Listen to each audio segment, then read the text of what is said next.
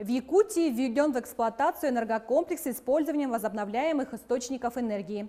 Он обеспечивает надежное снабжение потребителей отдаленного села Улахан-Кюль в Верхоянском районе. Энергокомплекс состоит из современной дизельной электростанции мощностью 600 киловатт, солнечной электростанции на 400 киловатт и накопителя энергии мощностью 125.